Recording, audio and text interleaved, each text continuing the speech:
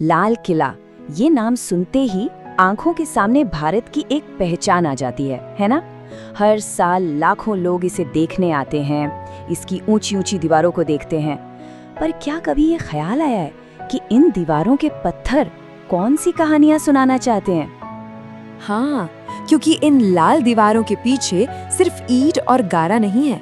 यहाँ छिपे हैं बादशाहों के सपने, उनकी साजिशें और एक बहुत बड़े साम्राज्य के बनने और बिखरने की पूरी दास्तां।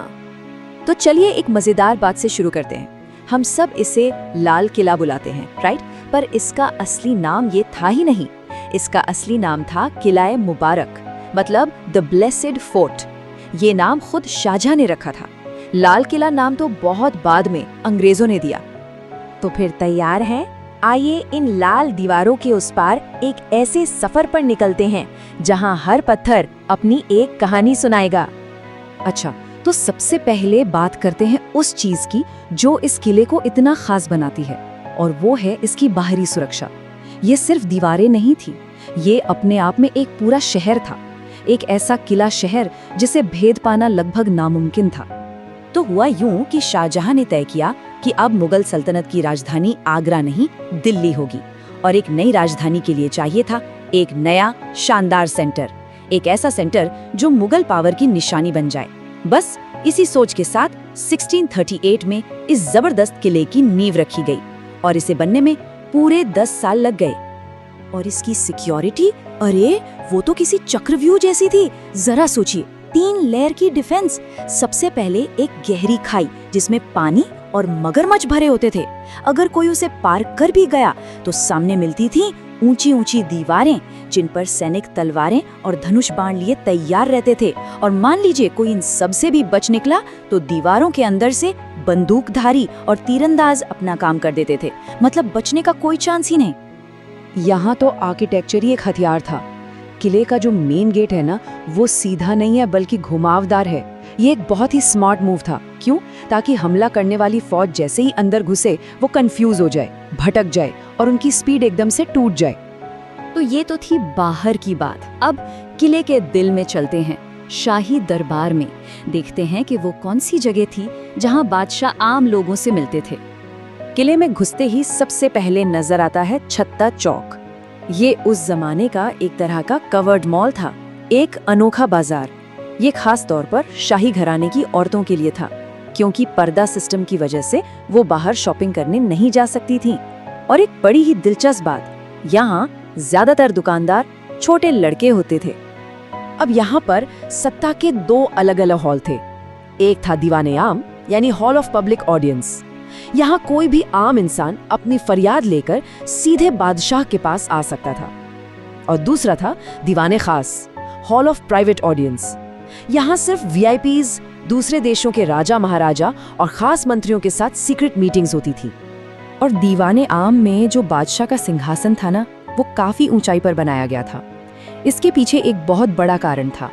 वहां से बादशाह पूरे हॉल में बैठे हर एक इंसान को साफ साफ देख सकते थे। ये सिर्फ शान दिखाने के लिए नहीं था, ये कंट्रोल और सिक्योरिटी के लिए भी जरूरी था। तो ये तो हुई दरबार की बात। अब उस दुनिया में कदम रखते हैं जहां आम लोगों को जाने की इजाजत नहीं थी।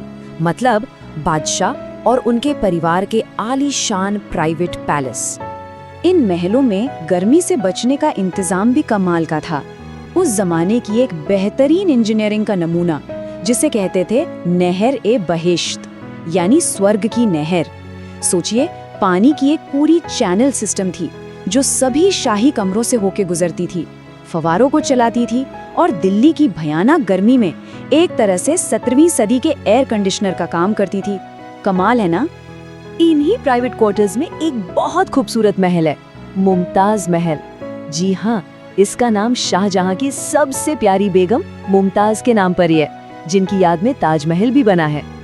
लेकिन एक मिनट, यहाँ एक बड़ा ही मजेदार सवाल है। मुमताज की मौत तो 1631 में हो गई थी और ये किला तो 1648 में पूरा हुआ। तो ये कैसे मुमकिन है? उनके नाम पर महल कैसे बना? ज्यादातर हिस्टोरियंस का मानना है कि ये शाहजहां का अपनी बेगम को एक श्रद्धांजलि देने का, एक ट्रिब्यूट देने का तरीका था। वो किला मुगल साम्राज्य की शान का, उसकी दौलत का सबसे ऊंचा मकाम था। लेकिन देखिए किस्मत का खेल कि यहीं से, इसी जगह से उसके पतन की कहानी भी शुरू हुई। मुगलों की दौलत का अंदाजा लगाना है तो बस एक नंबर सुनिए, 700 किलो, 700 kg। जी हाँ, इतने सोने से बना था वो लेजेंडरी मयूर सिंहासन यानी पीकॉक थ्रोन, जो कभी दीवाने खास में रखा होता था। सोचकर ही हैरानी होती है। पर ये शानो शौकत ज्यादा दिन नहीं टिकी। उस वक्त तख्त पर बादशाह थे मोहम्मद शाह, जिन्हें लोग रंगीला के नाम से ज्यादा जानते थे। क्यों? क्योंकि उन्हें राजनीति से ज्यादा नाच गाने और पार्टियों में मजा आता था। तो जाहिर है जब दुश्मन दरवाजे पर आया तो उन्होंने लड़ने की जगह सरेंडर कर दिया। और बस यहीं से सब कुछ बिखरना शुरू हो गया। 1739 में ईरान से नादिर शाह आया, दिल्ली को लूटा और वो बेशकीमती मयूर सिंहासन भी अपने साथ ले गया। और फिर आया साल 1857। पहले स्वतंत्रता संग्राम के बाद अंग्रेजों ने आखिरी मुगल बादशाह बहादुर शाह जफर को देश से निकाल दिया और किले पर पूरी तरह कब्जा कर लिया। एक युग का अंत हो गया। तो एक तरफ जहां मुगल साम्राज्य का सूरज डूब रहा था, वहीं दूसरी तरफ इस किले के लिए एक नई सुबह होने वाली थी। अब ये सिर्फ एक बादशाह का घर नहीं, बल्कि एक आजाद देश की पहचान बनने वाला था। वक्त के साथ साथ इस किले का मकसद भी पूरी तरह बदल गया। देखिए, मुगल दौर में ये सत्ता का सेंटर था, ब्रिटिश राज में ये एक मिलिट्री बेस बन गया, और आजाद भारत में ये हमारे देश का एक नेशनल सिंबल है, एक ऐतिहासिक म्यूजियम है।